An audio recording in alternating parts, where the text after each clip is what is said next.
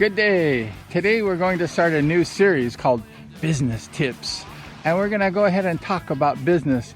I love business a lot. It really was a big part of my life, and I'm going to share some of that with you. So some of the do's and don'ts of business and things that you should do and maybe not do. So we're going to talk about it right now.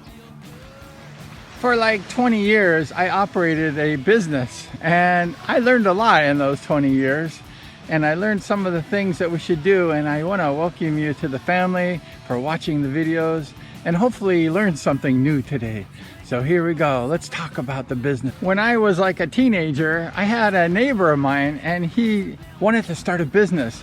So I watched him really close. And he went ahead and he had his business built on cheating people. He had a concrete business, and he would tell people he was going to put rebar in and wouldn't put rebar, charge people for expensive concrete and put the crappy concrete in. He just ripped people off right and left. And I was watching that going, that doesn't look right.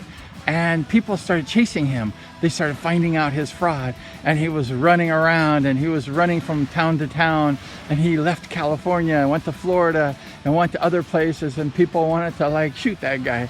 And I thought to myself, that's not the right way to do business. He went ahead and just did the one-time thing where he just shot business one time and then he left. So I watched this guy like cheat people all the time, and he was like getting thrown in jail, and he was just like doing all these things that were pretty terrible. So I went ahead and thought about that, and I thought, that's not what I want to do. I wanted to have a family. I wanted to stay home. I didn't want to be worried about being chased around. So I thought pretty much the best way to run a business is to be honest about it. And that's when I started my business, and I ran it for like 20 years. And I never had one complaint. I worked with the public. I never had one complaint with the contractors board or anybody. And I always got paid for my work. That was a miracle. And so that's what I learned from my neighbor is don't cheat people, just to be honest in all your dealings with people.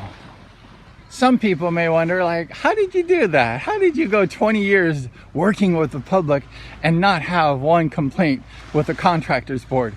It's really easy. You have to like treat the customers good.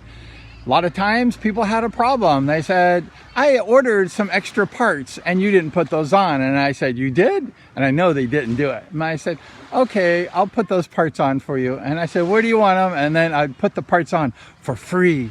And so when I left the job, people liked me because they just ripped me off. And do you think they're going to complain to the contractors board? No, they're not going to complain. They just got me. But it was okay. You know, it just took 5 or 10 minutes of my time. It was like $100 or $200, sometimes more. But it didn't matter because I knew that the customer is always right and that I should take care of the customer. If they had a problem, where I'm at now, they don't do that. Like, I went ahead and I bought a furniture one time in the jungle. I bought some beautiful furniture. It's in my bed still. And they undercharged me. I picked up the furniture, and the guy says, like, I need an extra $100 for the work. And I said, $100? It was like 4,000 or 5,000 pesos. And I said, what for? And they said, we undercharged you and we need the money now. And I said, what? You gave me the price. I signed the contract. I agreed on the price. And then you charge me an extra $100 more? No, I'm not going to do that because we agreed on the price. And why am I going to like pay extra money on a price we've already agreed on? So I said, no. I bought this imitation GoPro at the store, and then about 2 days later I get a text from the sales lady, and she says, sir, you owe us another $50, a couple thousand pesos. I said, what? And she says, I undercharged you for the product and my boss wants me to have you pay. And I said, no, we agreed on that price. I bought it and I'm not going to pay. Like, you should have known the price when you sold it to me. So you can't just change the price and then say, like, I need extra money. You got to be honest with people, and you got to know your product. You have to know the prices. You can't just like give prices and then ask for money later. That's just ridiculous. I bought this fish down the street, and I said to the people, if this fish is good, I'm going to come back and buy lots of fish from you. There's a fish guy right there. And they said, okay. So I bought this fish, and it was stale. They sold me bad fish, and we got sick eating that fish. And do you think I'm going to go back and buy more fish? No. And I drive by those fish people every day, and they look at me like aren't you gonna buy fish? And I'm like, no, I'm never gonna buy fish from you. And yesterday I bought this lumpia, this food, and it was dry. They didn't use any cooking oil. It was just horrible. I bought 2 orders of this crappy stuff, and it was terrible. I had to eat the stuff down. And do you think I'm gonna go back and buy it again? They didn't put the right ingredients in it. They didn't put the little meat in it that they should have. Nothing. And they just lost a customer.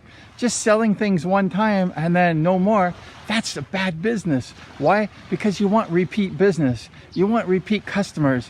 You want money coming in over and over again from the same people. The fish people blew it. The lumpia people blew it. You've got to have good service and provide a good product. Well, that's it. I hope you learned something today. You have to provide a good service, a good product. You have to be honest. You have to give the customers a good end of the deal. If there's a problem, you have to give a little bit, not just take. You have to give in order to get business, repeat. So that's it. I hope you enjoyed it. Thanks again for joining the family of viewers on the channel. We appreciate it. We're having a good time here. And we ask you to like, subscribe, share, and ring that bell.